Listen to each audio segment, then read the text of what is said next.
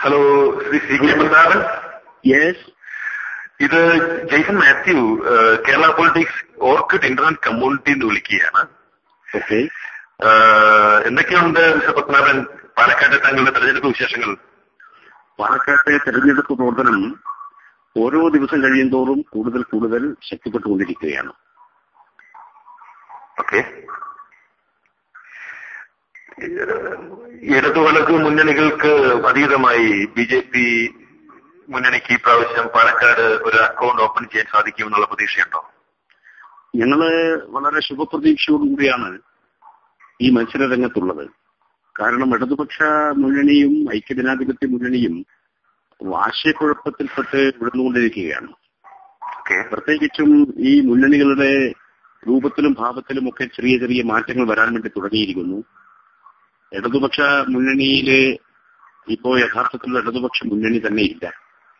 അതിപ്പോ Marxist party മതേതരത്വത്തിന്റെ പുതിയ പ്രതീകമായിട്ട് മദനിയെയും കൊണ്ട് നടക്കുന്ന ഒരു സാഹചര്യത്തില് മാർക്സിസ്റ്റ് അണികൾക്കിടയിൽ തന്നെ വ്യത്യസ്ത അഭിപ്രായമുണ്ട്. അതുപോലെ തന്നെ ഐക്യജനാധിപത്യ മുന്നണി അത് കോൺഗ്രസ്, ദേശീയ രാഷ്ട്രീയത്തിൽ കോൺഗ്രസ് ഒറ്റപ്പെടുകയും രാഷ്ട്രീയപരമായിട്ട് വലിയ തരത്തിലുള്ള തകർച്ചയെ നേടുകയും ചെയ്യുന്ന ഒരു സാഹചര്യത്തിൽ അതിന്റെ പ്രത്യാഘാതങ്ങൾ കേരളത്തിലെ കോൺഗ്രസിനെയും ബാധിച്ചിരിക്കുകയാണ്. അതുകൊണ്ട് കോൺഗ്രസിന്റെ കൂടെ നിൽക്കുന്ന മുസ്ലിം ലീഗ് ഉൾപ്പെടെയുള്ള ഘടകകക്ഷികൾക്ക് തന്നെ ഈ കാര്യത്തിൽ വളരെയധികം ആശങ്കയും നിരാശയും ഒക്കെയുണ്ട്. അതുകൊണ്ട് ഐക്യജനാധിപത്യ മുന്നണിയും ഒരു തരത്തിൽ പറഞ്ഞ ദുർബലമാണ്. ഐക്യമുന്നണി ദേശീയ തലത്തിൽ UPA എന്ന പേരിൽ കേന്ദ്രത്തിൽ കഴിഞ്ഞ 5 കൊല്ലം ഭരിച്ചു. ഇവിടെ 33 മാസമായി ഇടതുപക്ഷ മുന്നണി ഭരിക്കുന്നു. ഈ രണ്ട് ഭരണവും രാജ്യത്ത് സൃഷ്ടിച്ചിട്ടുള്ള കുഴപ്പങ്ങൾ കേരളത്തിലെ ജനങ്ങൾക്ക് പ്രത്യേകിച്ചും ദുസ്സഹമായൊരു ജീവിത സാഹചര്യമാണ് ഉണ്ടാക്കി കഴിഞ്ഞിട്ടുള്ളത്. അതുകൊണ്ട് തീപിടിച്ച വിലക്കയറ്റം, ഭീകരവാദികൾ അഴിഞ്ഞാടുന്ന സ്ഥിതി, രാഷ്ട്രത്തിന്റെ സുരക്ഷ അപകടത്തിലായി കഴിഞ്ഞിരിക്കുന്നു, ജനങ്ങളുടെ സ്വൈരജീവിതം നശിച്ചിരിക്കുന്നു, പ്രകൃതി നശിച്ചുകൊണ്ടിരിക്കുന്നു, കുടിവെള്ളം പോലും കിട്ടാത്ത തരത്തിലുള്ള വലിയ ദുസ്ഥിതി കേരളത്തെ നശിച്ചിരിക്കുകയാണ്. ഇത്തരമൊരു സാഹചര്യത്തിൽ ഈ രണ്ട് മുന്നണികളുടെയും ഭരണത്തിനും ജനവിരുദ്ധ നയങ്ങൾക്കുമെതിരായ ഒരു വലിയ ജനവികാരം കേരളത്തിലെ ജനമനസ്സുകളിൽ വളർന്നുകൊണ്ടിരിക്കുകയാണ്. ആ ജനവികാരം ഭാരതീയ ജനതാ പാർട്ടിക്ക് അനുകൂലമായ ഒരു നിശബ്ദ തരംഗം സൃഷ്ടിച്ചിട്ടുണ്ട് എന്നുള്ള അഭിപ്രായമാണ് ഞങ്ങൾക്കുള്ളത്. ശ്രീ സി കെ പത്മനാഭൻ, പാലക്കാട് മണ്ഡലത്തിലെ പ്രധാന പ്രശ്നങ്ങൾ എന്തൊക്കെയായിട്ടാണ് താങ്കൾ കാണുന്നത്?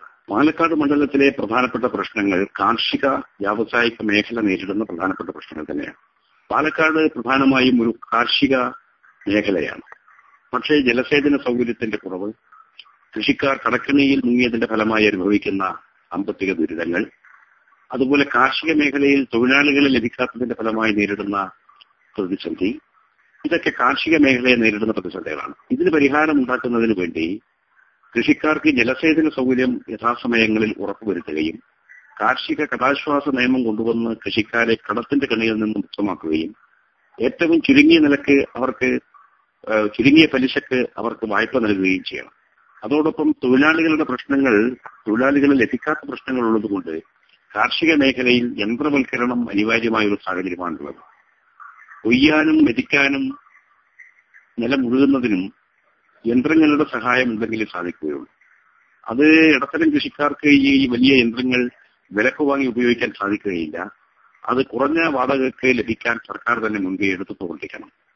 കഞ്ചിക്കോട് വ്യവസായ മേഖലയാണ്. പക്ഷേ നൂറുകണക്കിന് തൊഴിലാളികളെ തൊഴിൽ രഹിതനാക്കിക്കൊണ്ട് ഡസൻ കണക്കിന് തൊഴിൽശാലകൾ, ഫാക്ടറികൾ പൂട്ടിയിരിക്കുകയാണ്. പലതും അന്തരീക്ഷ മലിനീകരണം സൃഷ്ടിക്കുന്നു എന്നതിന്റെ പേരിലും പൂട്ടിയിട്ടുണ്ട്. അതുകൊണ്ട് അന്തരീക്ഷ മലിനീകരണത്തെ തടഞ്ഞു നിർത്തിക്കൊണ്ട് തന്നെ പൂട്ടിയിട്ട ഫാക്ടറികൾ തുറപ്പിക്കുന്നതിന് മുൻഗണന കൊടുക്കണം. കഞ്ചിക്കോട്ടെ കോച്ച് ഫാക്ടറി വെറും ഒരു കടലാസ് പുലിയായി നിൽക്കുകയാണ്. അത് പ്രായോഗികമാക്കണമെന്നുണ്ടെങ്കിൽ അതിന് പ്രായോഗികമായിട്ടുള്ള നടപടികൾ, വളരെ ശക്തമായിട്ടുള്ള തീരുമാനങ്ങളും ആവശ്യമായിട്ടുണ്ട്. സി കെ പത്മനാഭൻ പാലക്കാട് നിന്ന് ജയിച്ചു പോയി കഴിഞ്ഞാൽ എന്തൊക്കെയായിരിക്കും പാലക്കാട് മണ്ഡലത്തിന് കൊടുക്കാൻ പറ്റുന്ന പ്രധാനപ്പെട്ട ഒരു വാഗ്ദാനം? പാലക്കാട് മണ്ഡലത്തിൽ പ്രധാനമായിട്ടും ഇപ്പോ കേന്ദ്ര ഗവൺമെന്റ് വാക്കാൽ പറഞ്ഞിട്ടുള്ള കോച്ച് ഫാക്ടറി ഇവിടെ കൊണ്ടുവരണം. പക്ഷേ ഒരു വിഷയമുള്ളത്, കോച്ച് ഫാക്ടറിക്ക് വേണ്ടി നേരത്തെ സർക്കാർ ഉദ്യോഗസ്ഥന്മാർ കണ്ടെത്തിയ സ്ഥലം ജനസാന്ദ്രതയുള്ള കാർഷിക മേഖലയാണ്. ആ മേഖല ഒഴിവാക്കിക്കൊണ്ട് തരിശായി കിടക്കുന്ന പ്രദേശങ്ങൾ, ജനവാസമില്ലാത്ത പ്രദേശങ്ങളെ കേന്ദ്രീകരിച്ചുകൊണ്ട് കോച്ച് ഫാക്ടറി കൊണ്ടുവരണം എന്നുള്ളത് ഒരു പ്രധാനപ്പെട്ട കാര്യമാണ്.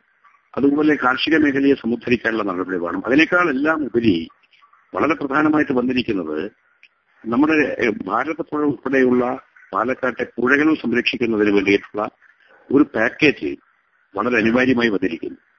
അതുപോലെ പ്രകൃതിയുടെ സംരക്ഷണം ഉറപ്പുവരുത്തുന്ന വിധത്തിൽ അട്ടപ്പാടിയിൽ വനവൽക്കരണം കൊണ്ടുവരികയും ആദിവാസികളെ രക്ഷിക്കുന്നതിന് വേണ്ടിയിട്ടുള്ള നടപടികൾ സ്വീകരിക്കുകയും വേണം. അതുപോലെ റോഡ്, ദേശീയപാത നന്നാക്കുന്നതോടൊപ്പം ദേശീയപാതയെ കൂട്ടിയിണക്കുന്ന ഗ്രാമീണ റോഡുകൾ കൂടുതൽ നന്നാക്കണം. ഇവിടെ കുടിവെള്ളക്ഷാമം രൂക്ഷമായിക്കൊണ്ടിരിക്കുകയാണ്. യുദ്ധകാലാടിസ്ഥാനത്തിൽ കുടിവെള്ളക്ഷാമം പരിഹരിക്കുന്നതിനുള്ള പദ്ധതികളും നടപടികളും കൈക്കൊള്ളും. ഈ ബിജെപിയുടെ ആദ്യ സ്ഥാനാർത്ഥി പട്ടികയിൽ തന്നെ സ്ഥാനം കിട്ടിയ ഒരാളാണ് ശ്രീ സി കെ പത്മനാഭൻ. അതുകൊണ്ട് തന്നെ പ്രചാരണത്തിൽ എനിക്ക് തോന്നുന്നു ഒരുപാട് മുന്നേറാൻ സാധിച്ചിട്ടുണ്ട് ഇടതുപക്ഷ സ്ഥാനാർത്ഥികളെ അപേക്ഷിച്ച്. അതെ അതെ. അപ്പോൾ പ്രചരണ രംഗത്തിന് മുന്നണികളെക്കാൾ കൂടുതൽ ഞങ്ങൾ മുന്നോട്ട് പോയിട്ടുണ്ട്. ഇപ്പൊ ഞങ്ങൾ ഗൃഹസമ്പർക്കം, അത് കുടുംബ സദസ്സുകൾ തുടങ്ങിയ പരിപാടികൾ ആവിഷ്കരിച്ച് നടപ്പാക്കിക്കൊണ്ടിരിക്കുകയാണ്. ദേശീയ നേതാക്കന്മാർ പ്രചരണത്തിനോട് വരുമോ ശ്രീ സി കെ പത്മനാഭൻ? തീർച്ചയായിട്ടും. വെങ്കയ്യ നായിഡു വന്ന് പോയി കഴിഞ്ഞു. നാളെ അഖിലേന്ത്യാ പ്രസിഡന്റ് രാജ്നാഥ് സിംഗും നാളെ വരാൻ വേണ്ടി പോവുകയാണ്. അദ്വാനിജിയെയും നരേന്ദ്രമോദിയെയും ഞങ്ങൾ പ്രതീക്ഷിക്കുന്നുണ്ട്. ഈ NCP സ്ഥാനാർത്ഥിയുടെ രംഗപ്രവേശം വലതുമുന്നണി സ്ഥാനാർത്ഥിക്ക് പ്രതികൂലമായി ബാധിക്കാൻ സാധ്യതയുണ്ടോ? കുറേയധികം ബാധിക്കാൻ സാധ്യതയുണ്ട്. കാരണം കോൺഗ്രസിന്റെ വോട്ടുകളെ കുറച്ചൊക്കെ അങ്ങോട്ട് പോകാനുള്ള സാധ്യത ഏറെയാണ്. എങ്ങനെ തോന്നുന്നു വിജയ സാധ്യത എങ്ങനെ വിലയിരുത്തപ്പെടുന്നു? ഞങ്ങൾക്ക് വിജയ പ്രതീക്ഷയാണുള്ളത്. കാരണം ജനങ്ങളിൽ നിന്ന് അനുകൂലമായിട്ടുള്ള ഒരു പ്രതികരണം ഞങ്ങൾക്ക് ലഭിക്കുന്നുണ്ട്. ശ്രീ സി കെ പത്മനാഭൻ, നമ്മൾ കേരള പൊളിറ്റിക്സ്, രാഷ്ട്രീയ കേരളം എന്ന പേരിൽ ഒരു ഇന്റർനെറ്റ് ഓർക്കിഡ് കമ്മ്യൂണിറ്റി ഉണ്ട്. ഈ ലോകത്തിന്റെ നാനാഭാഗങ്ങളിലുള്ള യുവജനങ്ങൾ തങ്ങളുടെ രാഷ്ട്രീയ അഭിപ്രായങ്ങൾ പങ്കുവെക്കുകയും ആരോഗ്യകരമായ സംവാദങ്ങൾ ഏർപ്പെടുകയും ചെയ്യുന്ന ഒരു ചർച്ചാവേദി. അപ്പം ഇവിടെ ഞങ്ങൾ അതിഥിയായി വന്നതിൽ തങ്ങളുടെ തിരക്കേറിയ തെരഞ്ഞെടുപ്പ് പ്രവർത്തനത്തിനിടയിൽ അല്പസമയം ഞങ്ങൾക്ക് വേണ്ടി മാറ്റിവെച്ചതിൽ ഒരുപാട് നന്ദി. എല്ലാവിധ വിജയാശംസകളും ശ്രീ സി കെ പത്മനാഭൻ നേരുകയാണ്. Okay, thank you. നിങ്ങളുടെ സംരംഭത്തിന് എല്ലാവിധത്തിലുള്ള വിജയങ്ങളും ഞങ്ങൾ നേരുന്നു. Thank you mister C K Padmanabhan. Okay.